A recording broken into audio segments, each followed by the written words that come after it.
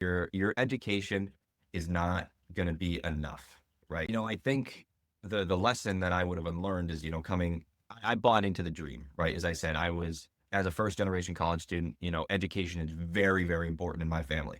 And so it was a lot of, you got to go to school, you got to get good grades, you got to go to college, you got to get your 4 year degree, you're going to get a great job, and you're going to go and tackle, the world.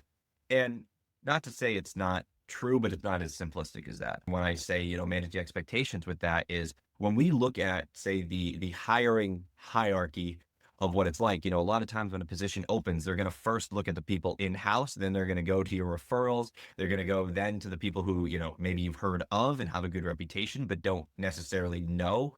Then they'll start going to your name recognitions where it's like, oh, you went to a Harvard or an MIT, or you worked for this company, you have this recognition to you in that sense. And then are your general applicants, right? So at the bottom of the totem pole are just going to be the people who just submit in.